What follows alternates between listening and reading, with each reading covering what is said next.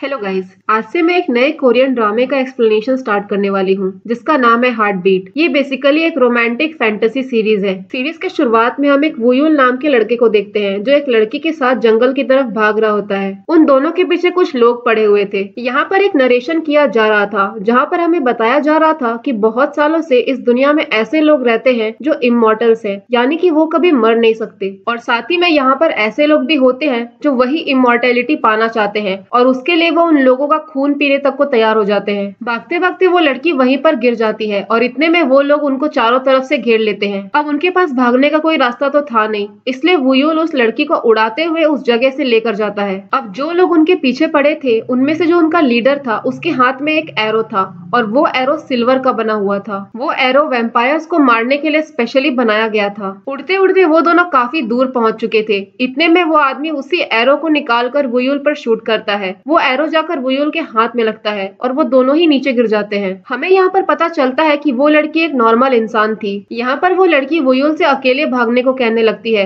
वो कहती है कि उन लोगों को पता चल चुका है कि तुम कौन हो और वो लोग तुम्हारा पीछा कभी भी नहीं छोड़ेंगे। वो दोनों बातें कर ही रहे होते हैं, इतने में एक एरो उस लड़की की तरफ आता है, लेकिन वुयुल अपने पावर से उस एरो को हाथों से पकड़ लेता है। देखते ही देखते वुयुल को इतना गुस्सा आने लगता है कि उसके नाखून लंबे हो जाते हैं, उसके फैंग्स निकल आते हैं और वो पूरी तरीके से एक वैम्पायर में बदल जाता है और वो सारे लोगों को मारना चालू करता है। एक एक करके उसने सारों को मार दिया था। वो लड़की आकर वुयुल को हक कर लेती है। तभी वो देखती है कि उसमें से एक आदमी अभी भी जिंदा है और वो एरो से वुयुल को मारने ही वाला था, लेकिन वो उस एरो को अपने ऊपर ले लेती है और वो लड़की वहीं पर मर जाती है। और ये वाला सीन यहीं पर कट हो जाता है। यहाँ से कहानी आ जाती है कुछ सालों के बाद, जहाँ पर हम वुयुल को एक कॉफिन के अंदर लेटा हुआ देखते हैं। यहाँ पर उसके दोस्त उसके लिए मेमोरियल पढ़ रहे होते हैं। मेमोरियल तब पढ़ा जाता है जब किसी का फ्यूनरल हो। वुयुल कॉफिन में लेटा लेटा स्माइल कर रहा होता है। उसका दोस्त सांगे जो उसके लिए मेमोरियल पढ़ रहा था, वो वुयुल के बारे में बोलते बोलते कुछ और ही बोलने लग जाता है और वो कहने लगता है कि वुयुल के जाने के बाद उसकी चीजें वो खुद रख लेगा। और इसी बात को लेकर उसके दोनों दोस्त लड़ने लग जाते हैं। इतने में वुयुल अपने कॉफिन से निकलकर चेयर पर बैठ जाता है और अपने बटलर से कहने लगता है कि एक आप ही है जिस पर मैं भरोसा कर सकता हूँ। उसके बाद वो उसे अपने घर की चाबी देता है और कहता है कि आपको मेरे घर को प्रोटेक्ट करना होगा।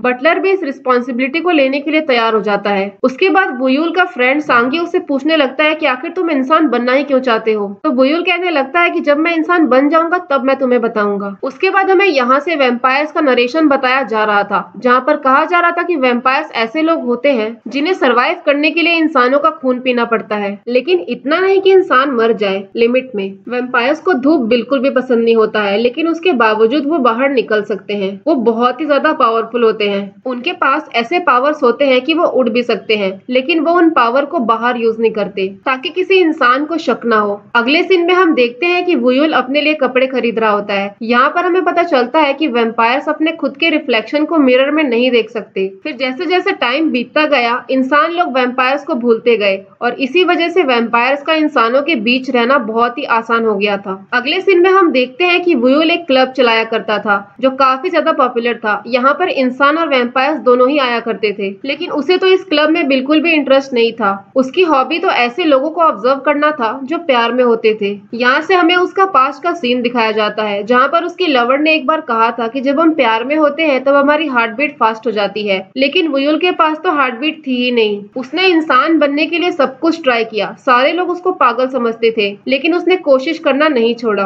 अब प्रेजेंट में वुयुल अपने सामने एक बिल्ली को देखता है। वो जैसे उस बिल्ली के पास जाता है तो देखता है कि वो बिल्ली तो बातें कर सकती है। वो शॉक हो जाता है। तभी अचानक से वो बिल्ली एक इंसान में बदल जाती है। फिर वो कहने लगता है कि मैं एक कैटमैन हूँ और मेरा नाम मिस्टर को है। ये आदमी तकरीबन हजारों सालों से जिंदा था। तो वुयुल कहने लगता है कि इंसान बनने का क्या तरीका है, मैं एक इंसान बनना चाहता हूँ। तो मिस्टर को उससे पूछने लगता है कि आखिर तुम इंसान क्यों बनना चाहते हो। तो वुयुल कहता है कि प्यार के लिए। मैं ऐसा प्यार एक्सपीरियंस करना चाहता हूँ जिससे मेरी हार्ट बीट फास्ट हो जाए। फिर वो कहता है कि मैंने किसी से प्रॉमिस किया था कि मैं उससे दोबारा जरूर मिलूंगा। यहाँ से हमें पास्ट का एक सीन दिखाया जाता है, जहाँ पर वुयुल के लवर ने उससे कहा था कि जैसे हमारे पास सिर्फ एक ही हार्ट होता है, वैसे ही हम किसी एक ही इंसान से सच्चा प्यार कर सकते हैं। मैं तुम्हें दोबारा जरूर मिलूंगी। तुम मेरा ब्लड पी लो ताकि तुम्हें मैं याद रहूं। इसीलिए वुयुल उसका ब्लड पी लेता है। प्रेजेंट में मिस्टर को उससे कहने लगता है कि इंसान बनने का एक ही तरीका है, तुम्हें हॉथॉर्न कॉफिन में 100 साल तक रहना होगा, तभी जाकर तुम एक इंसान बन पाओगे।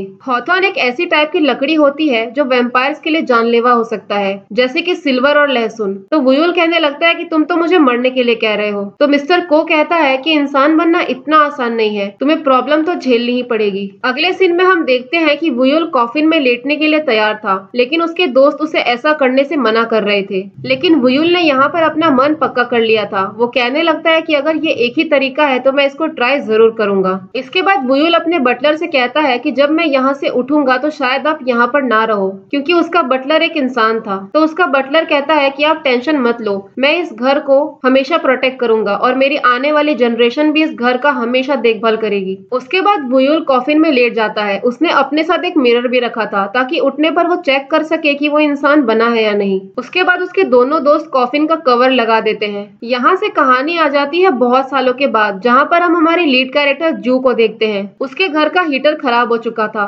देखकर तो ऐसा लग रहा था कि वो काफी गरीबी में रह रही थी। अपने घर से निकलकर वो स्कूल पहुंचती है, जहाँ पर वो नर्स ऑफिस में काम किया करती थी। वो जैसे स्कूल पहुंचती है तब अचानक से एक लेडी आकर उसका बाल पकड़ लेती है और उसे खींचने लग जाती है। बहुत सारे लोग आकर उसको छुड़ाते तो हैं, लेकिन इतने में उस लेडी ने उसका बहुत सारा बाल नोच लिया था। उसके बाद वो लेडी जू से माफी मांगने को कहती है, क्योंकि उस लेडी की जो बेटी थी उसके बालों में किसी ने च्युइंगम लगा दिया था, और जब उसकी बेटी नर्स रूम में आई तो जू ने उसके बाल ही काट दिए। जू सीधा बना करती है और कहती है कि मैं माफी नहीं मांगूंगी। वो लड़की अपनी मॉम पर ही चिल्लाकर वहां से निकल जाती है। फिर जू उस लेडी को बताती है कि आपकी बेटी को स्कूल में बुली किया जा रहा है और मैंने उसके बाल इसीलिए काटे ताकि आपको समझ आए कि उसके साथ क्या हो रहा है। अगले सीन में हम वुयुल के दोस्तों को देखते हैं। वो दोनों खुश हो रहे थे कि अभी 100 साल पूरे होने में सिर्फ 2 ही दिन बचे हैं। नेक्स्ट सीन में हम जू को देखते हैं, जो अभी भी ठंड में ही बैठी हुई थी। वो अपने डैड की फोटो की तरफ देखकर कहने लगती है कि मैं तो ये तक नहीं जानती कि आप जिंदा भी हो या नहीं। अगले सुबह जब जू उठती है तब उसके घर पे कोई नॉक करता है। उसे तो यही लगता है कि हीटर ठीक करने वाला आया होगा,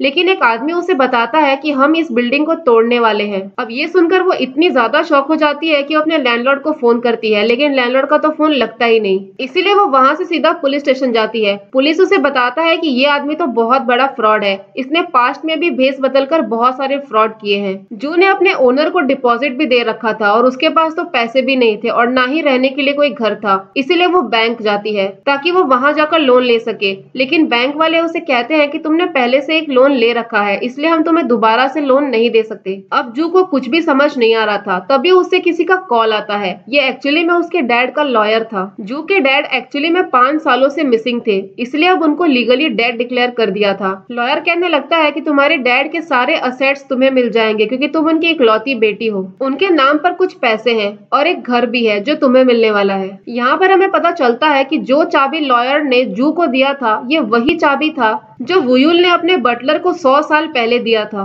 अब उसके बाद वहां से जू उसी घर में जाती है। घर को देखकर ऐसा लग रहा था कि बहुत सालों से यहाँ पर कोई आया नहीं था। उसके बाद वो वहां से बेसमेंट की तरफ जाती है और वहां पर वो एक कॉफिन देखती है। अब जैसे ही वो उस कॉफिन को खोलती है तो देखती है कि वहां पर एक आदमी लेटा हुआ था और वो और कोई नहीं बल्कि वुयुल ही था। अचानक से वुयुल अपनी आंखें खोलता है और देखते ही देखते घर की सारी लाइट्स, कैंडल सब कुछ जल जाते हैं और जू एकदम से डर कर पीछे हटती है। वुयुल कॉफिन से निकलता है और कहने लगता है कि तुम तो मेरे बटलर के डिसेंडेंट हो ना, तुम्हें डरने की जरूरत नहीं है, मैं अब एक इंसान हूँ। जू को तो कुछ भी समझ नहीं आ रहा था, तो वुयुल कहने लगता है कि तुम मुझे जानती नहीं हो, मैं इस घर का असली मालिक हूँ। फिर वो कहता है कि इतने सालों तक तुमने मेरे घर को प्रोटेक्ट किया, उसके लिए थैंक यू। लेकिन जू को तो कुछ भी समझ ही नहीं आ रहा था। वो उसे घर से बाहर निकालने लग जाती है और तभी वुयुल को उसके हाथ के कट में से स्मेल आती है और ये स्मेल ब्लड की थी। अब उसे शक होने लग जाता है कि कहीं वो इंसान बना भी है या नहीं, इसलिए वो अपनी शक्ल को मिरर में देखता है तो उसे अपनी शक्ल मिरर में धुंधली नजर आती है। उसके बाद वो जू से आज का डेट पूछता है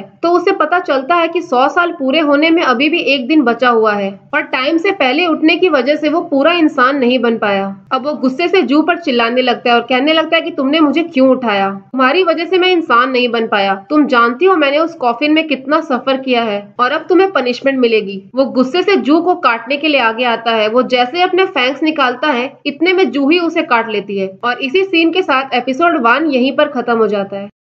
एपिसोड 2 के शुरुआत में हम देखते हैं कि जू के काटने की वजह से वुयुल वहीं पर बेहोश हो जाता है। अब जू गुस्से से वहां से जाने लग जाती है। तभी वो देखती है कि वुयुल वहीं पर बेहोश है, इसलिए वो उसके पास जाकर चेक करती है। तब वो देखती है कि इसकी तो हार्ट बीट ही नहीं है। अब वो इतनी ज्यादा डर जाती है कि उसको हॉस्पिटल लेकर जाती है। हॉस्पिटल में बहुत सारे डॉक्टर सीपीआर देकर उसकी हार्ट बीट वापस लाने की कोशिश कर रहे थे, लेकिन उस पर तो कोई असर ही नहीं हो रहा था। इतना कोशिश करने के बाद जब उसकी हार्ट बीट वापस नहीं आती तो सारे डॉक्टर्स उसको डेड डिक्लेयर कर देते हैं। अब जैसे ही वुयुल की आंखें खुलती है तो उसे कुछ स्मेल आती है। ये स्मेल एक्चुअली में ब्लड की थी, जो बाजू वाले पेशेंट से आ रही थी। ब्लड को देखकर वुयुल से तो कंट्रोल ही नहीं होता। अब जब डॉक्टर और जू वुयुल को जिंदा देखते हैं तो जोर से चिल्लाने लग जाते हैं। वुयुल जब जू को अपने सामने देखता है तो उसे बहुत गुस्सा आता है। वो कहने लगता है कि इसी की वजह से मैं इंसान नहीं बन पाया। वो जू के पास जाता है और कहता है कि अभी के लिए हमें घर चलना चाहिए। अब वुयुल के पास पैसे तो थे नहीं, इसलिए सारा पेमेंट जू को ही करना पड़ जाता है। वुयुल दूर से देख रहा था कि कैसे जू कार्ड से पेमेंट कर रही है, क्योंकि ये सब कुछ उसके लिए बहुत ही नया था।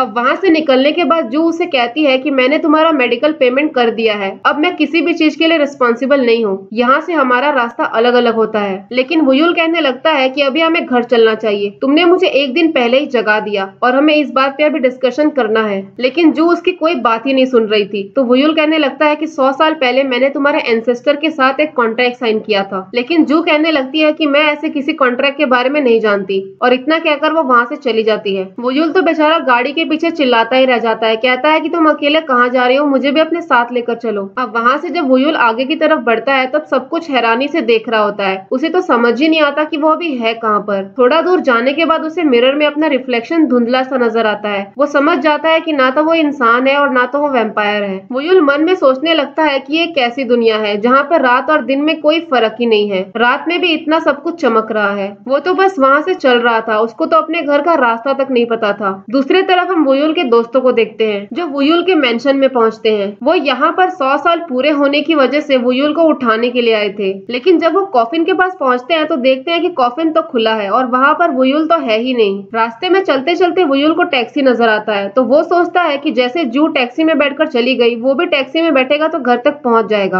अब वो जैसे ही टैक्सी में बैठने वाला था, इतने में कोई और आदमी आकर बैठ जाता है और कहने लगता है कि मैंने इस टैक्सी को बुक किया था। वुयुल को तो कुछ भी समझ ही नहीं आता। इतने में उसे वहाँ पर एक बिल्ली दिखाई देती है। उसे लगता है कि ये वही बिल्ली है जो मिस्टर को है, वही जो कैटमैन था, इसलिए वो उस बिल्ली को फॉलो करने लग जाता है। दूसरी तरफ हम जू को देखते हैं जो अपने घर आती है। वो घर अभी टूटने ही वाला था, इसलिए वो अपना सामान लेती है और वहाँ से निकल जाती है। इस तरफ वुयुल उस बिल्ली को फॉलो करते करते काफी दूर आ गया था। तभी वो देखता है कि ये तो कैटमैन नहीं बल्कि कोई नॉर्मल सी बिल्ली है। तभी उसे जू याद आती है और उसे बहुत गुस्सा आने लगता है। वो जू पर चिल्लाने लगता है और कहता है कि इस लड़की की वजह से मैं पूरा इंसान नहीं बन पाया, इसको मैं छोड़ूंगा नहीं। एक तो इसने मुझे एक दिन पहले उठा दिया और फिर मुझे अकेला छोड़कर चली गई। तभी वहाँ पर 2 लेडी आ जाती है। उन लेडीज को लगता है कि ये तो बिल्ली पर चिल्ला रहा है, तो वुयुल उनको समझाता है कि मैं बिल्ली पर नहीं चिल्ला रहा था। फिर वो कहने लगता है कि आप लोग तो मुझे अच्छे लोग लग रहे हो जो इस बिल्ली की हेल्प करने आ गए, प्लीज आप लोग मेरी भी थोड़ी सी हेल्प कर दो। वुयुल यहाँ पर अपने घर का एड्रेस पता करना चाहता था, इसलिए वो अपने क्लब का नाम बताता है। लेकिन उसके क्लब का नाम तो मैप पर शो ही नहीं हो रहा था, तो वो अपने घर के नजदीक पे किसी शॉप का नाम बताता है जो उसी टेलर का शॉप था जहाँ से वो अपने कपड़े सिलवाया करता था। तो वो शॉप मैप पर मिल जाता है। अब किसी तरह मैप को फॉलो करते हुए वो उसी शॉप तक पहुँच जाता है। वहाँ पर जाकर वो उस शॉप के ओनर से थैंक यू कहता है और बोलता है कि आपने अपने फैमिली बिजनेस को अभी तक जिंदा रखा। अब वहाँ से वो अपने घर बड़े ही आसानी से पहुँच जाता है। अपने घर को देखकर वो बहुत इमोशनल हो जाता है। उसके बाद वो कपड़े चेंज करके सोचता है कि अगर वो उस कॉफिन में वापस से एक दिन के लिए लेट जाएगा तो वो पूरा इंसान बन जाएगा। लेकिन जैसे ही वो कॉफिन के पास पहुँचता है तो देखता है कि कॉफिन तो पूरी तरीके से जल चुका है। और तभी दरवाजा खुलने की आवाज आती है। वो जैसे ही बाहर जाता है तो जू को देखता है, जो उसे देखकर चिल्लाने लगती है और कहती है कि अभी मेरे घर से निकलो वरना मैं पुलिस को बुलाऊंगी। तो वुयुल कहने लगता है कि ये मेरा घर है, मैं क्यों निकलूं, तुम यहाँ से निकलो। तो जू कहने लगती है कि क्या तुम प्रूव कर सकते हो कि ये तुम्हारा घर है, क्या तुम्हारे पास कोई कॉन्ट्रैक्ट या कोई डॉक्यूमेंट है। तो वुयुल कहने लगता है कि मेरे घर की चाबी, अगर तुम मेरे बटलर के डिसेंडेंट नहीं हो तो मेरे घर की चाबी तुम्हारे पास क्या कर रही है। अब जू को बहुत गुस्सा आता है और वो चिल्लाने लग जाती है। तो वुयुल कहता है कि तुम थोड़ी भी क्यूरियस नहीं हो कि मैं एक बेसमेंट के अंदर कॉफिन में क्यों सो रहा था।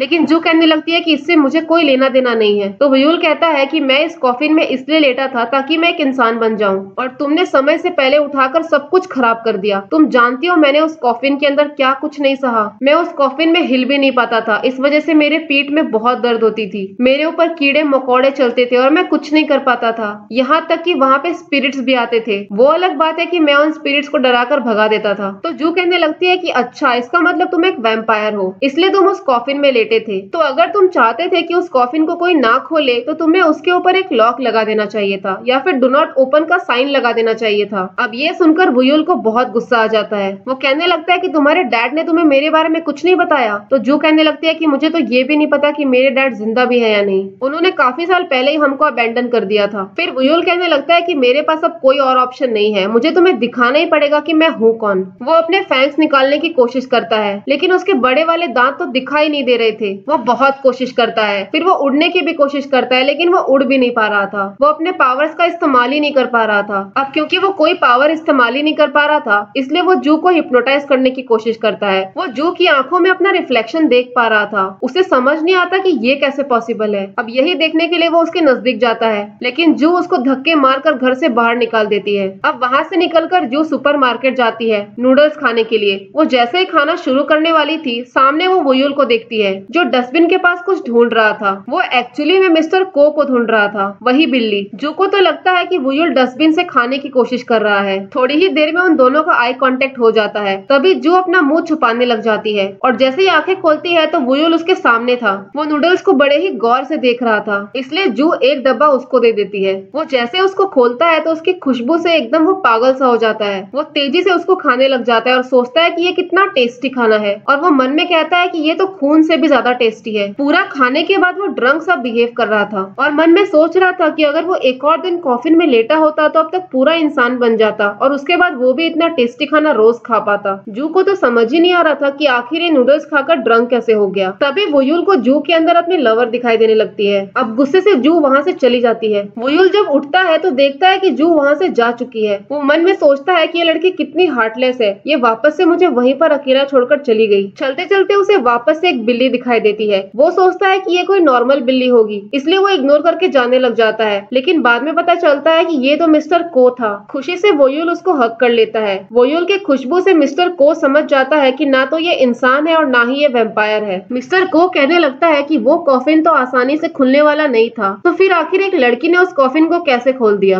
अगले सुबह जब जू की आंखें खुलती है तब उसे एक कॉल आता है। वो भागते हुए अपने घर की तरफ जाती है तो देखती है कि सारे लोग उसका घर तोड़ने ही वाले थे और सारा सामान तो अंदर ही था। जू उन्हें रोकने की बहुत कोशिश करती है और कहती है कि इतने कम टाइम में मैं सारा सामान कैसे खाली करती, लेकिन कॉन्ट्रैक्टर उसकी एक भी बात नहीं सुनता और सारा सामान बाहर फेंकने लगता है। तभी हम वहाँ पर डोसिक नाम के आदमी को देखते हैं। वो इसी प्रॉपर्टी का मालिक था और वो एक रियल एस्टेट की कंपनी का सीईओ भी था। ये सारा कुछ देखकर डोसिक को गुस्सा आ जाता है और वो अपने आदमी से कहता है कि काम करने का ये कोई तरीका है। अब वो जैसे ही जू के पास जाता है तो वो दोनों एक दूसरे को देखकर पहचान जाते हैं। यहाँ पर हमें पास्ट का एक सीन दिखाया जाता है। जिस कॉलेज से जू अपने नर्सिंग का पढ़ाई कर रही थी, डोसिक भी उसी कॉलेज में पढ़ता था और एक दिन अचानक से वो दोनों टकरा जाते हैं। उस वक्त डोसिक को चोट लग गई थी और जू ने उसको बैंडेज लगाया था। प्रेजेंट में डोसिक जू से कहता है कि अगर तुम्हें कोई भी हेल्प की जरूरत हो तो मुझे कॉल जरूर करना। यहाँ पर जब वुयुल अपने घर आता है तो देखता है कि घर में लॉक लगा हुआ है। तब उसे मिस्टर को की कही हुई बात याद आती है। वो कह रहे थे कि उस कॉफिन को कोई भी मामूली इंसान नहीं खोल सकता है, और तब जब उसमें वैम्पायर हो। इसका मतलब वो लड़की कोई मामूली लड़की नहीं है। दूसरी तरफ जू जब कहीं जा रही होती है तब अपने सामने वो उसी ओनर को देखती है जो भाग गया था। यहाँ पर भी वो लोगों से चैरिटी के नाम पर पैसे मांग रहा था। वो जैसे उसे पकड़ती है वो तेजी से भागने लग जाता है और जू उसके पीछे पीछे भागती है। भागते भागते वो एक गाड़ी के सामने आकर रुकती है। एग्जैक्टली उसी टाइम पर वुयुल के गर्दन पर जो जू के काटने का निशान था वो अचानक से दर्द होने लग जाता है, इसलिए वुयुल भी उसी रोड पर पहुंच जाता है। वुयुल उससे काफी दूर था लेकिन फिर भी उसे जू की आवाज सुनाई दे रही थी। तभी वो अपने पॉकेट से खून का बोतल निकालता है। तब उसे मिस्टर को की कही हुई बात याद आती है। उन्होंने कहा था कि अगर उस लड़की को कुछ भी हो गया तो तुम कभी भी इंसान नहीं बन पाओगे, इसलिए तुम्हें किसी भी हालत में उसको प्रोटेक्ट करना होगा। अब वो जैसा ही खून पीता है उसके सारे पावर्स वापस आ जाते हैं और वो उड़ता हुआ बिल्डिंग के ऊपर पहुंच जाता है। इस तरफ जू अपने लैंडलॉर्ड का पीछा करते करते एक सुनसान जगह पर पहुंच गई थी। अचानक से उसका लैंडलॉर्ड उसके सामने आ जाता है। वो जू को मारने ही वाला था, इतने में वहाँ पर वुयुल पहुंच जाता है और एक लात मारकर उस आदमी को दूर फेंकता है। वो आदमी वुयुल को मारने की बहुत कोशिश करता है लेकिन वुयुल उस रॉड को छीनकर उसे ऐसे मोड़ देता है जैसे कि वो कुछ है ही नहीं। फिर वो आदमी चाकू निकालकर उसके फेस पर एक कट लगाता है लेकिन वो जख्म तो अपने आप ही ठीक हो जाता है। फिर वो उस आदमी को मारकर बेहोश कर देता है। अब वो जैसे ही जू की तरफ जाता है तो जू उसे देख रही होती है। जू उससे पूछती है कि क्या तुम सच में एक वैम्पायर हो। वो। तो वुयुल कहने लगता है कि अब तो तुम मेरा भरोसा करोगी ना, और उसके बाद वो अपना हाथ आगे बढ़ाकर कहने लगता है कि अब हमें घर जाना चाहिए। और इसी के साथ एपिसोड 2 यहीं पर खत्म हो जाता है। एपिसोड 3 के शुरुआत में हमें एक पास्ट का सीन दिखाया जाता है जहाँ पर हम हेसुन को देखते हैं। वो यहाँ पर एक गुफा की तरफ जा रही होती है, तभी वहाँ पर वो एक वैम्पायर को देखती है जो अपना शिकार कर रहा था। वो वैम्पायर जैसे ही हेसुन को देखता है तो उसकी तरफ बढ़ने लग जाता है। इसके पहले कि वो हेसुन को काटता तभी वहाँ पर वुयुल आ जाता है और एक लात मारकर उसको दूर फेंक देता है। उसके बाद वो उस वैम्पायर को डराकर वहाँ से भगा देता है। फिर वो हेसुन की तरफ आकर अपना हाथ उसकी तरफ बढ़ाता है। यहाँ से सीन आ जाता है प्रेजेंट में, जहाँ पर वुयुल जू को अपना हाथ देता है और कहता है कि हमें घर चलना चाहिए। जो उससे बहुत डर रही होती है, वो उसे पूछने लगती है कि क्या तुम मुझे मारने के लिए आए हो या बचाने के लिए। तो वुयुल कहता है कि फिलहाल के लिए तो मैं तुम्हें बचाना चाहता हूँ। वो अपना हाथ वुयुल को दे ही रही होती है, इतने में वो देखती है कि वो लैंडलॉर्ड उठकर भागने की कोशिश कर रहा है, इसलिए वो वुयुल को वहीं गिराकर उस लैंडलॉर्ड के पीछे भागने लग जाती है। भागते भागते उसके सामने पुलिस आ जाता है। जो पुलिस से कहती है कि इसी आदमी ने मेरे पैसे लिए हैं। अब पुलिस उसको उठाकर वहाँ से ले जाती है। इस तरफ वुयुल देखता है कि जू का वॉलेट वहीं पर गिर गया है, इसलिए वो उठाकर अपने साथ रख लेता है। यहाँ से सीन आ जाता है पुलिस स्टेशन में, जहाँ पर वो लैंडलॉर्ड पुलिस से कहने लगता है कि वुयुल एक वैम्पायर है। जब मैंने उसके फेस पर कट लगाया तो उसका कट ऑटोमेटिकली ठीक हो गया। तो पुलिस बोलता है कि तुम पागलों वाली बातें क्यों कर रहे हो। लैंडलॉर्ड कहने लगता है कि इस लड़की ने भी देखा था,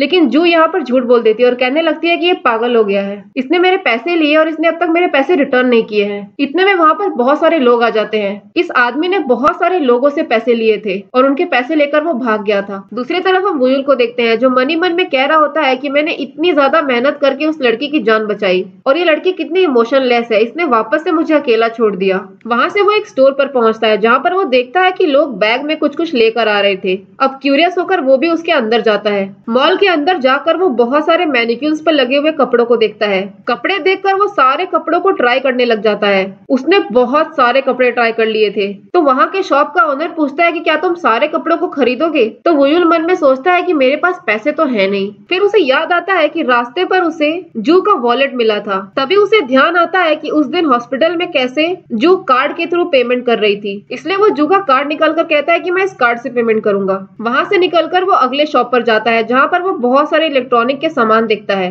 ये सब देखकर वो शॉक हो जाता है क्योंकि ये सारी चीज वो पहली बार देख रहा था। तभी उसे वहां पर ब्लूटूथ का ईयरफोन दिखता है, तो वो उसे भी खरीद लेता है और सारा पेमेंट वो कार्ड से ही कर रहा था। ऐसे करते करते उसने पूरे कार्ड का पैसा खत्म कर दिया था। इस तरफ हम जू को देखते हैं। उसे पता चलता है कि उसने अपना वॉलेट कहीं पर गिरा दिया है। अब जैसे ही वो घर पहुंचती है तो वहां पर वुयुल आ जाता है। वुयुल के हाथ में वो बहुत सारा शॉपिंग बैग देखती है, तो वो उसे पूछती है कि तुमने ये सब क्या खरीदा है। अब जब उसे पता चलता है कि सारा पेमेंट उसने उसके कार्ड से किया है तो वो वुयुल पे बहुत चिल्लाती है। कहती है कि तुमने मेरे परमिशन के बिना मेरा कार्ड कैसे यूज किया। फिर वो अपना ईयरफोन दिखाते हुए कहती है कि मैं ये टूटा फूटा ईयरफोन कितने दिनों से यूज कर रही हूँ और तुमने जाकर ये इतने अच्छे ईयरबड्स खरीद लिए। फिर जू कहने लगती है कि इससे अच्छा तो यही होगा कि तुम मुझे मार ही दो, क्योंकि ऐसे मैं नहीं जी सकती। तो वुयुल कहता है कि कुछ पैसों के लिए तुम मरना चाहती हो। तो जू बोलती है कि कुछ पैसे, तुम्हें आइडिया भी है उन पैसों को कमाने के लिए मैंने कितनी मेहनत की है। मैं ठंड में सोती थी, एक्सपायर्ड खाना खाती थी, क्योंकि मुझे पैसे सेव करने रहते थे, क्योंकि मेरे पास कोई फैमिली नहीं है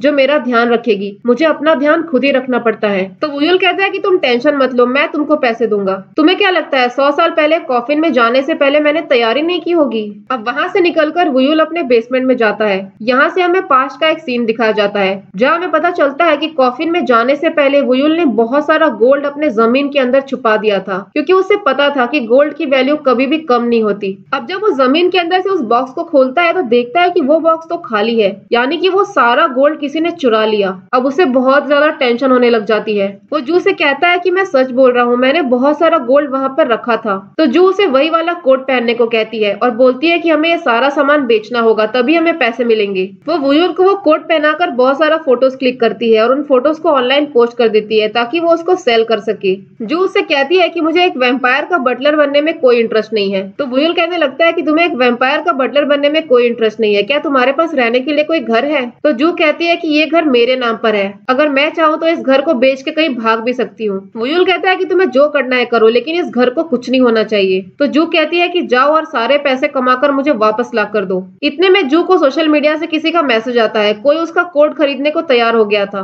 वो उसे कल दोपहर को 2 बजे मिलने के लिए बुलाता है। सीन शिफ्ट होता है नेक्स्ट मॉर्निंग, जहाँ पर जू अपने काम के लिए निकल जाती है और घर पर उसने वुयुल के लिए एक नोट छोड़ा था। उस नोट में लिखा था कि तुम्हें 2 बजे स्टेशन जाना है और वहाँ पर जाकर उस कोट को बेच देना है। वहाँ तुम्हें एक आदमी मिलेगा जिसने हैट और कोट पहना होगा। वुयुल जैसे ही स्टेशन पहुंचता है तो उसने पहली बार एस्केलेटर देखा था, वहां पर तो वो खेलने ही लग जाता है। नीचे पहुंचते ही उसे बहुत सारे लोग दिखाई देते हैं जिन्होंने हैट और कोट पहन रखा था। उसे तो समझ ही नहीं आ रहा था कि इनमें से कौन इंसान है, क्योंकि सारे ही लोगों के कपड़े एक जैसे थे। अब वो एक एक करके सारे लोगों से पूछने लग जाता है। इतने में वहां पर एक आदमी आता है और उसे पीछे से हाथ लगाता है, और ये आदमी और कोई नहीं बल्कि उसका दोस्त सांगे था, और यही उस कोट को खरीदने के लिए आया था। वुयुल उससे पूछता है कि जो गोल्ड मैंने अपने बेसमेंट में छुपाया था, क्या वो तुम्ही ने चुराया है? तो सांगे कहता है कि तुम मुझे पर शक क्यों कर रहे हो, मैंने उसको नहीं चुराया है। तो वुयुल कहता है कि तुम्हारे अलावा ये काम और कोई कर ही नहीं सकता। अब वहां से निकलकर वो उसे दूसरे दोस्त से मिलवाने के लिए लाता है। वो वुयुल को पीने के लिए ब्लड देता है। उसके दोस्त उसको पूछते हैं कि अभी तुम हाफ इंसान और हाफ वैम्पायर हो, अब तुम करोगे क्या? तो वुयुल बताता है कि मुझे मिस्टर को ने कहा था कि मुझे उस लड़की पर नजर रखना है, क्योंकि वो लड़की ही मुझे इंसान बनने में मदद करेगी। उसके बाद उसका दोस्त उसको बताता है कि जब तक तुम कॉफिन में थे तब तक दुनिया बहुत ही चेंज हो गई है। अब तुम किसी भी इंसान का शिकार नहीं कर सकते, क्योंकि हर जगह सीसीटीवी कैमरास लगे हुए रहते हैं। यहाँ पर पैसों के बिना कुछ नहीं होता, हमें खून भी खरीदना पड़ता है। तभी वुयुल अपने दोस्तों से कहता है कि मुझे कुछ पैसों की जरूरत है। तो उसके दोस्त पूछते हैं कि तुम अभी अभी तो कॉफिन से बाहर निकले और आते ही तुमको पैसों की जरूरत पड़ गई। वुयुल कहता है कि मुझे वो पैसे जू को लौटाने हैं, लेकिन उसके दोस्तों के पास तो खुद ही पैसे नहीं थे। इस तरफ हम जू को देखते हैं जो अपने घर का सामान पैक कर रही थी। तभी वहाँ पर डोसिक पहुंच जाता है। डोसिक उसे यहाँ पर सारा सामान पैक करने में हेल्प करता है। उसके बाद वो जू को लेकर उसके घर तक छोड़ने को जाता है। रास्ते में वो जू से पूछता है कि क्या तुम्हारे पास रहने के लिए कोई घर है? तो जू बताती है कि मेरे डैड के नाम पर एक घर था और वो अब मुझे मिल चुका है। कुछ देर में वो लोग वुयुल के मेंशन पहुंच जाते हैं। वो लोग वहाँ पर सामान रख ही रहे होते हैं, इतने में वहाँ पर वुयुल आ जाता है। वुयुल को देखकर डोसिक पूछता है कि ये कौन है? तो जू बताती है ये मेरे किसी एंसेस्टर के जान पहचान का है और कुछ दिनों के लिए मेरे साथ ही रहने वाला है। वुयुल जब डोसिक से अपना हाथ मिलाता है तो डोसिक कहता है कि तुम्हारे हाथ तो बहुत ठंडे हैं। जू बोलने लगती है कि इसका ब्लड सर्कुलेशन बहुत खराब है, इसी वजह से हाथ ठंडे रहते हैं। अंदर आने के बाद जू वुयुल से पैसे मांगती है। वुयुल जैसे उसको पैसे देता है तो वो देखती है कि इसमें सारा पैसा नहीं है। अब वुयुल समझ जाता है कि सांगे ने उसको पूरा पैसा दिया ही नहीं। अब जू वुयुल को 6 महीने का टाइम देती है और कहती है कि अगर 6 महीने में तुमने मेरे सारे पैसे रिटर्न नहीं किए तो मैं तुम्हारा यह घर बेचकर यहाँ से भाग जाऊंगी। अगले सीन में वुयुल अपने फ्रेंड सांगे से आकर मिलता है। सांगे उसे बताता है कि अगर तुमको जॉब करनी है तो सबसे पहले तुमको अपनी आईडी बनवानी पड़ेगी। आईडी बनवाने के लिए वो वुयुल का फोटो क्लिक करता है और तुरंत से उसे एक आईडी बनाकर दे देता है। वहां से वो उसे एक एम्प्लॉयमेंट एजेंसी में लेकर आता है। वो आदमी पूछता है कि आखिर तुमको किस टाइप का जॉब चाहिए? तो वुयुल कहता है कि मुझे ऐसा जॉब चाहिए जिस जॉब में मैं कोट पहन सकूं, क्योंकि कोट में मैं बहुत हैंडसम लगता हूँ। इसीलिए वो उसे एक फ्यूनरल हाउस के किचन में जॉब दिला देता है। लेकिन फ्यूनरल हाउस की स्मेल उसे बर्दाश्त नहीं हो रही थी, इसलिए वो जाकर एक कॉफिन में लेट जाता है। जब एक आदमी उसको कॉफिन में लेटा हुआ देखता है तो उसको वहां से निकलवा देता है। इस जॉब से निकलने के बाद वो लोग दूसरा जॉब पकड़ लेते हैं जिसमें वो लोग दूध की डिलीवरी कर रहे थे। वुयुल को इस काम में बहुत मजा आ रहा था, लेकिन पहले ही दिन वो जाकर एक बाइक से टकरा जाता है, जिस वजह से उसका सारा सामान वहीं पर गिर जाता है और उसमें से कई सामान डैमेज हो जाते हैं। उस एम्प्लॉयमेंट एजेंसी के आदमी ने उसको इस काम से भी निकाल दिया था। अब थक हार कर वुयुल अपने मेंशन पहुंचता है, जहाँ पर वो जू से कहता है कि पैसे कमाना तो बहुत मुश्किल है। अब जू उसे घर की सफाई करने को कहती है, बोलती कि अगर तुमने सफाई में मेरी हेल्प की तो मैं कुछ पैसे तुम्हारे माफ कर दूंगी। इसलिए वो दोनों ही सफाई में लग जाते हैं। एक बार तो ऐसा होता है कि सफाई करते करते जू उसके ऊपर ही गिर जाती है। शाम होते होते उन दोनों ने पूरा घर साफ कर दिया था। जू यहाँ पर उससे पूछती है कि तुम इस घर में कब से रह रहे हो? तो वुयुल कहता है कि मैं 400 साल से यहीं पर हूँ। जू उससे पूछती है कि तुम इसी एरिया में सेटल क्यों हुए, और भी अच्छी अच्छी जगह है रहने के लिए। तो वुयुल कहता है कि मैं किसी का इंतजार कर रहा हूँ। ये पहले एक सीक्रेट हाइड आउट हुआ करता था जिस बारे में सिर्फ हम दोनों को पता था। यहाँ से हमें पास्ट का सीन दिखाया जाता है जहाँ पर हम हेसुन और वुयुल को देखते हैं। इसी जगह पर वो हेसुन के साथ टाइम स्पेंड किया करता था और ये जगह पहले एक झोपड़ी थी। प्रेजेंट में वो जू से पूछता है कि क्या तुमको मुझसे डर नहीं लगता है? तो जू कहती है कि मुझे वैम्पायर से नहीं बल्कि इंसानों से डर लगता है, और अगर तुम्हें मुझे मारना होता तो तुम मुझे कब का मार देते, लेकिन तुमने तो मेरी जान बचाई, तुम तो मेरे सेवियर हो। जू उससे पूछती है कि उस दिन तुमने मुझे कैसे ढूंढ लिया? तो वुयुल कहता है कि मैंने तो बस फील किया। वहां से निकलकर वो छत पर जाता है जहाँ पर वो चांद को देख रहा था। यहाँ से वापस हमें पास्ट का सीन दिखाया जाता है जहाँ पर वो हेसुन से पूछता है कि क्या तुमको मुझसे डर नहीं लगता? तो हेसुन कहती है कि तुमने तो मेरी जान बचाई है, तुम एक मॉन्स्टर नहीं हो, तुम तो मेरे सेवियर हो। इस तरफ जू को एक टेबल के नीचे से एक पॉकेट वॉच मिलता है जिसके अंदर उसके मॉम डैड की फोटो थी। उसे याद आता है एक बार जाते वक्त उसके डैड ने ये पॉकेट वॉच उसको दी थी और कहा था कि वो जल्दी आ जाएंगे। इस तरफ वुयुल के गले में वापस से वही वाला मार्क आ जाता है और उसको दर्द होने लगता है, इसलिए वो दौड़ता हुआ जू के पास आता है। तभी वो देखता है कि जिस झूमर के नीचे जू बैठी थी वो झूमर गिरने ही वाला था। उस झूमर के टूटने से पहले वो दौड़ता हुआ जू के पास जाता है और हवा में उड़ाकर उसको ऊपर ले जाता है और तभी वो अचानक से उसको किस कर लेता है और इसी के साथ एपिसोड 3 यहीं पर खत्म हो जाता है। पिछले एपिसोड के लास्ट में हमने देखा था कि जब झूमर जू के ऊपर गिरने वाला था उसके पहले ही वुयुल आकर उसको बचा लेता है। एपिसोड 4 के शुरुआत में हम देखते हैं कि जू के लिप्स पर ब्लड लगा हुआ था और ब्लड को देखकर वुयुल से कंट्रोल ही नहीं होता, इसलिए वो जू को सीधा किस कर लेता है। जू को किस करते उसे हेसुन की याद आती है और यहाँ से हम वही फ्लैशबैक का सीन देखते हैं जब हेसुन ने उससे कहा था कि पूरी लाइफ में हम बस एक ही इंसान से सच्चा प्यार कर सकते हैं और एक दिन मैं तुम्हें जरूर ढूंढ लूंगी, तुम मेरा ब्लड पी लो ताकि मैं तुम्हें याद रहूं। वुयुल को ऐसा फील हो रहा था कि जू ही हेसुन है, इसलिए वो जू से पूछता है कि क्या तुम हेसुन हो, लेकिन इतने में जू उसे एक थप्पड़ लगा देती है और कहती है कि तुमने एक ड्रॉप ब्लड के लिए मुझे किस कर लिया, और उसके बाद वो उसे बहुत मारती है। रात में जू सोचती है कि मेरा पहला किस, और वो भी एक वैम्पायर के साथ। अगले सीन में वुयुल अपने दोस्तों के पास जाता है, वो उनको बताता है कि मैंने जू का ब्लड पिया। उनके दोस्तों को तो यही लग रहा था कि इसने कहीं जू को काट तो नहीं लिया, तो वुयुल बताता है कि जू के लिप्स पर हल्का सा ब्लड लगा हुआ था और इसी वजह से मुझसे कंट्रोल नहीं हुआ, तब अनइंटेंशनली किस हो गया। वुयुल उनसे पूछता है कि क्या किसी का ब्लड पीने से तुम्हें कभी किसी का पास्ट लाइफ या कोई विजन दिखाई दिया है, तो उसके दोस्त कहते हैं कि ऐसा तो बस फिल्मों में होता है। इतने में वहाँ पर एक लड़की आ जाती है, उस लड़की का नाम रोज था। वो यहाँ पर सांगे से डिलीवरी का पैसा लेने आई थी। वो लड़की भी एक्चुअली में एक वैम्पायर ही थी। वुयुल को देखकर वो बहुत ज्यादा खुश हो जाती है। वो उससे पूछती है कि क्या तुम इंसान बन गए, तो वुयुल का दोस्त बताता है कि ये आधा इंसान है और आधा वैम्पायर। रोज वुयुल को यहाँ पर 1 यूनिट ब्लड देती है, जिस ब्लड को ये तीनों मिलकर पीते हैं। हमें यहाँ पर पता चलता है कि रोज डिलीवरी का काम करती थी। इंसानों को सामान डिलीवर करने के बाद वो वैम्पायर्स को ब्लड डिलीवर करती थी। वुयुल जैसे ही घर पहुंचता है तो वो छुपते छुपते अंदर जा रहा था, लेकिन जू उसे हॉल में ही मिल जाती है। वुयुल उसको पूछता है कि तुम अभी तक सोई नहीं, तो जू कहती है कि मैं कैसे सो सकती हूँ, ये जानते हुए कि एक वैम्पायर मेरे खून के पीछे पागल हुआ है। वुयुल उसे कहता है कि मैंने ये सब कुछ जानबूझ के नहीं किया, इतने सालों के बाद जब मैंने ब्लड देखा तो मुझसे कंट्रोल नहीं हुआ। जू कहती है ठीक है, मैं प्रिटेंड कर लूंगी कि मुझे एक मच्छर ने काटा है। वुयुल को यह सुनकर बहुत गुस्सा आता है। वो जू से कहता है कि तुम्हारी हिम्मत कैसे हुई, तुमने मुझे एक मच्छर बुलाया, और ऐसे करते करते दोनों लड़ने लग जाते हैं। अगले सीन में हम दोसिक को देखते हैं जो अपना लॉकर खोलकर एक फाइल निकालता है। वो एक वैम्पायर रिकॉर्ड फाइल था। उसे याद आता है कि ये फाइल उसको उसके डैड ने दी थी और कहा था कि ये सीक्रेट फाइल हमारी फैमिली में बहुत जनरेशन से है। उसके डैड यहाँ पर एक कर्ज के बारे में बात करते हैं। पता चलता है कि उसके फैमिली में सारे ही लोग ऐसे थे जो 40 क्रॉस करने से पहले ही हार्ट अटैक से मर जाते थे। दोसिक हेल्दी था, लेकिन उसको कभी कभी अनईजी वाली फीलिंग आती थी, इसलिए वो बार बार हॉस्पिटल आकर अपना चेकअप करवाता था। दोसिक का ड्राइवर उसको बताता है कि कोई मिस ना कोरिया वापस आ रही है। इस तरफ वुयुल जू के बारे में ही सोच रहा था। वो सोच रहा था कि पहले तो जू ने उस कॉफिन को खोल दिया, उसके बाद जब भी जू किसी मुसीबत में होती है तो वो बाइट मार्क अचानक से एक्टिव हो जाता है। उसे लग रहा था कि कहीं ना कहीं वो जू से किसी तरीके से कनेक्टेड है। वुयुल के फ्रेंड के शॉप के सामने एक हाई स्कूल था जहाँ पर जू नर्स का काम करती थी। स्कूल में कोई डिलीवरी करनी थी तो वुयुल कहने लगता है कि मैं खुद जाकर डिलीवर कर दूंगा। वुयुल को पता चलता है कि जू इसी स्कूल में नर्स है।